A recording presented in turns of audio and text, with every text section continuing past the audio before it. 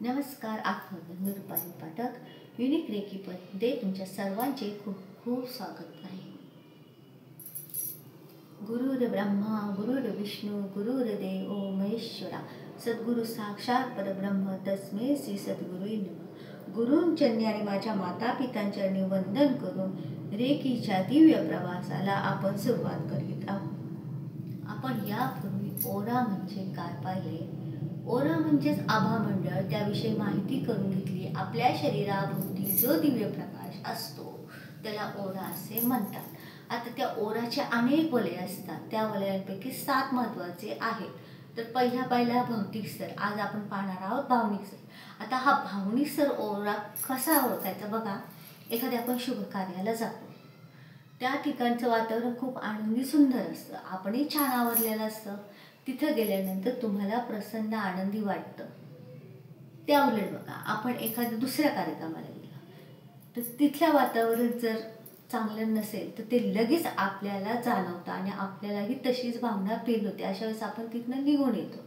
आणि एखाद्या घरामध्ये आपण गेलो तर तिथलं वातावरण आनंदी प्रसन्न असेल तर ओळखून घेतो की अरे इथे छान, म्हणजे इथे सगळे छान व्यवस्थित चाललेले. पण एखाद्या घरी पाहुणं म्हणून जरी गेलो आपण आणि तिथे खूप शांतता असेल, आपल्याला अस्वस्थ वाटलं तर आपण ओळखून जातो की अरे इथलं वातावरण बिघडलेलं आहे. म्हणजे आपण येण्यापूर्वी इथे काहीतरी म्हणजे वातावरण बिघडलं असेल, त्यांच्या घरात काहीतरी वाद वगैरे झाले असेल, त्यामुळे आपला ओरा काय होतो, खराब होतो. अशी अनेक विविध कारणे आहेत.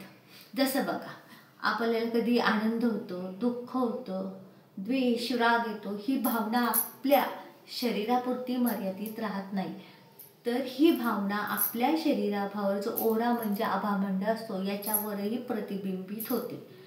हा शरीराचा आपला जो ओरा आहे तो आपल्या शरीरापासून 3 इंच इतका असतो. त्याच उलट लहान जे बाळ असतं, जन्माला येतं, ते जन्माला आल्यापासून थोडं मोठं होतं त्याचा ओरा 6 इंच असतो, कारण त्याला जगाची काही माहिती नसते. पण जसं जसं ते बाळ मोठं होत जातं, जगाच्या दुनियेदारीत वावरू लागतं, समजू लागतं, तसं तसं त्याचा ओरा बदलत जातो. एखाद्या ठिकाणी गेलो, तिथं गेल्यानंतर छान वाटलं तर ठीक आहे, पण तिथून घरी आलो की आपलं डोकं दुखणं किंवा काहीतरी अस्वस्थ वाटणं, समजायचं की त्या ठिकाणचा ओरा खराब होता, त्याचा इफेक्ट आपल्यावर झालेला आहे. अशा वेळी काही करायचं नाही. खडे मीठ घ्यायचं हातावर, ते हातावर असं चोळायचं आणि नळाखाली हात स्वच्छ धुवायचा. आणि मंगळवारी, शनिवारी, अमावस्या, पौर्णिमा या दिवशी आंघोळीच्या पाण्यात चिमूटभर खडे मीठ टाकायचं आणि आंघोळ करायची. त्यामुळेही आपला ओरा स्वच्छ होतो. आणि घरात फरशी पुसताना गुरुवार सोडून इतर दिवशी फरशी पुसतानाही थोडे मीठ टाकून फरशी पुसावी, फक्त गुरुवारी पुसू नये. असा हा ओरा आहे, आपल्या शरीरापासून 3 इंच दूर असतो. आणि सतत आपल्या शरीरामध्ये आपल्या भावनिक लहरी निर्माण होत असतो. जेव्हा आपल्याला काय होतं, कोणाशी बोलतो मन मोकळेपणे, तेव्हा आपलं मन हलकं होतं, आपल्याला आनंदी वाटतो, आपला ओराही छान असतो. पण बघा, त्यावेळेला काही लोक असतात ते अबोल असतात, जास्त बोलत नाही, कोणात मिसळत नाही. काय होतात, त्यांच्या भावना दडपल्या जातात, ते निराश होतात, उदास होतात, बेचैन होतात. का? त्याच्यामुळे त्यांचा ओरा भावनिक स्तरावरचा काय होतो, शांत निशब्द होतो, तो अस्वस्थ होतो, केवळ कोणाशी न बोलल्यामुळे. तर असं असेल, आपण कोणाशी बोलत नाही, काही भावना शेअर करू शकत नाही, त्याच्यावरही उपाय आहे. तुम्ही असं करा, तुमच्या ज्या भावना आहेत त्या तुम्ही एका डायरीत लिहित जा. डायरीत नसेल लिहायचं तर आरशापाशी घरात स्वतः आरशात पाहून स्वतःशी बोला, मन मोकळं करा. आणि तुम्हाला तेही नसेल होत तर तुम्ही मनातल्या मनात संकल्प करा, मी शांत आहे, मी शांत आहे, मी आनंदी आहे, मला सर्व छान वाटत आहे. 10 मिनिटाचं ध्यान करा, नित्याने ध्यान करा. आहार सकस घ्या आणि नेहमी पायात चप्पल न घालता गार्डनमध्ये जाऊन थोडे चालून या, मोकळे हवेत जा. ह्या छोट्या छोट्या गोष्टी करूनही आपले भावनिक स्तर, आभामंडळ आपल्याला संतुलित ठेवता येतं. हे सर्व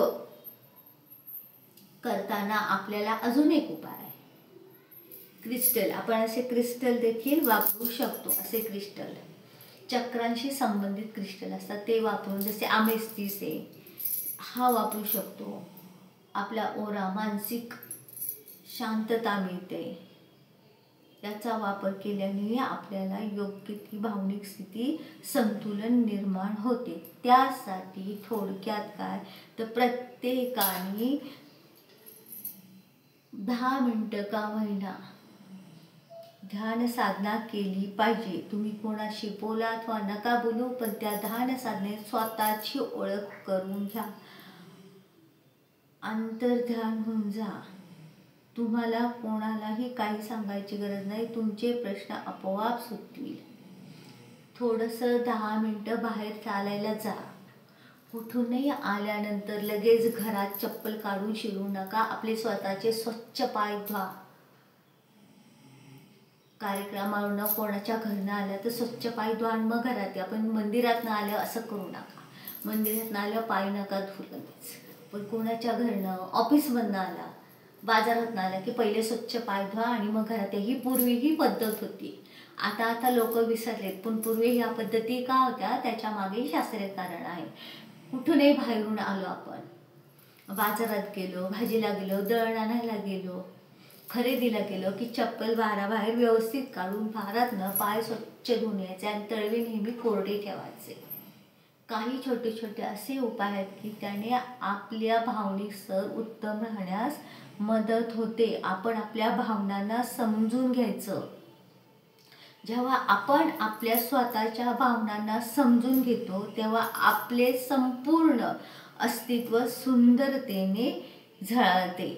तुम्ही जर स्वतःला नाही समजून घेतलं तर दुसऱ्याला कसं म्हणाला आम्हाला समजून घ्या. त्यामुळे कोणत्याही गोष्टीची सुरुवात करताना ती स्वतःपासून करा. बघा, हे जीवन खूप सुंदर आहे आणि हेच आभामंडळ आपल्याला दर्शवतं. कोणतीही गोष्टी डायरेक्ट येऊन आपल्यावर धडकत नाही.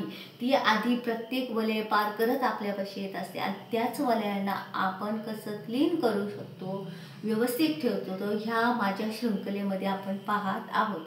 तरी तुम्हाला ही जर माझी माहिती आवडत असेल तर कृपया माझ्या या चॅनलला लाईक करा, शेअर करा, सबस्क्राईब करा. यामध्ये माहिती देताना जर काही तुम्हाला माझ्या गोष्टी खटकल्या असतील तर त्याबद्दल कमेंटमध्ये लिहिलं तरी चालेल. पण जे काय योग्य आहे ते माझ्या सर्व गुरूंचं आहे आणि जे काही चुकीचं असेल ते या देहाचं आहे. जय जय रघुवीर समर्थ, जय सद्गुरू.